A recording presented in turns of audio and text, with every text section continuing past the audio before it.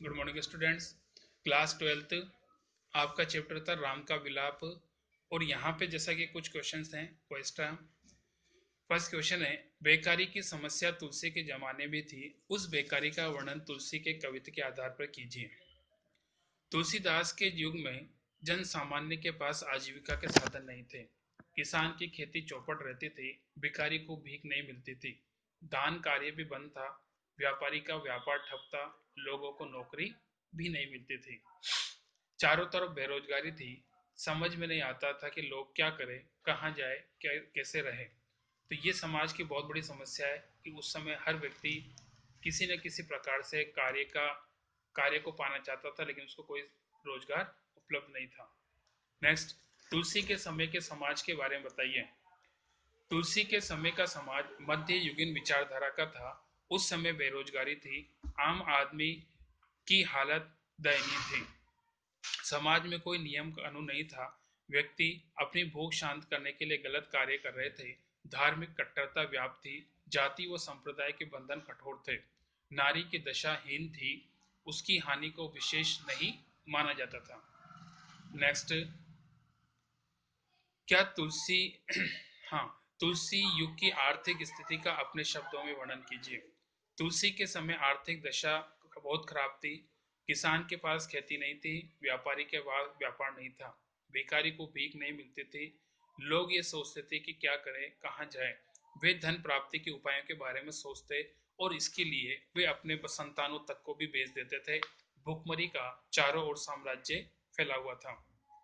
Next question है, कुंभकर्ण ने रावण को किस सच्चाई का आईना दिखाया।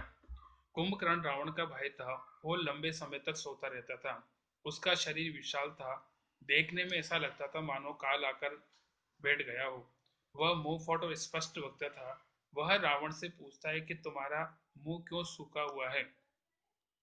रावण की बात सुनने पर वह रावण को फटकार लगाता है और उससे कहता है कि अब तुम्हें कोई नहीं बचा सकता।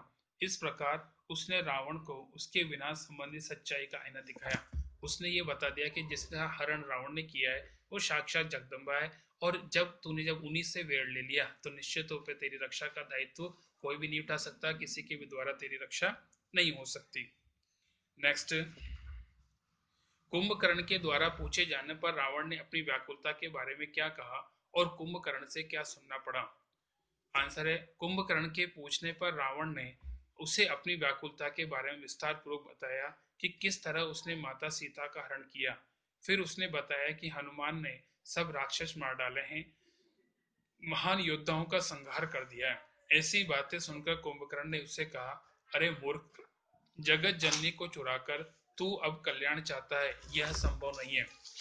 उसने स्पष्ट कर दिया कि जिसका हरण तूने किया है तो साक्षात जगत जननी है, और जगत जननी का अपहरण करके तो अगर हो सकता है कि किसी प्रकार से अपनी अच्छा ही चाहता है, तो ये तेरे लिए बिल्कुल भी संभव नहीं है।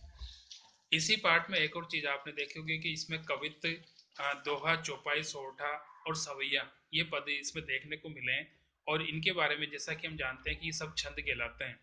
उदाहरण के तौर पर यदि बात करें तो चौपाई सममात्रिक छंद है, इसके चारों चरणों में 16-16 मात्राएं होती है, और 40 चौपाई वाली रचना को चालीसा कहा जाता है। ये तथ्य लोक प्रसिद्ध है। सेकंड, दोहा।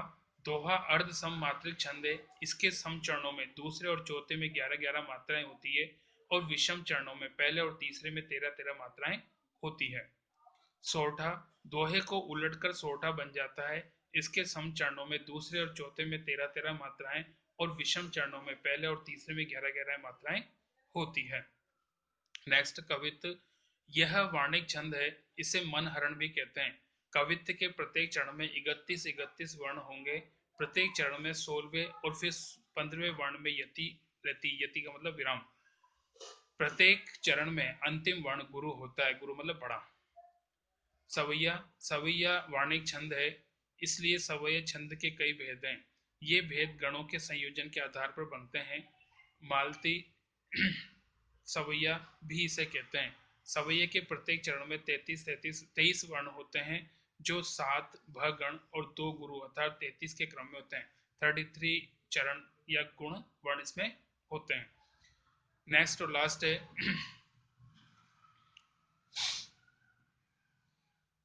इस कविता का भाव सौंदर्य स्पष्ट कीजिए। यहाँ पे जैसा कि हम ये जानते हैं कि जो कविता है, इस कविता में लक्ष्मण के मूर्छित देखकर राम की व्याकुलता और दुख का वर्णन है।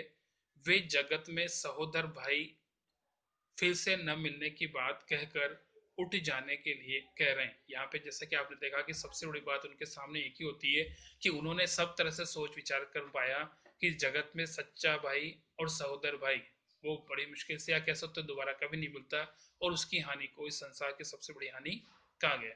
बाकी नेक्स्ट।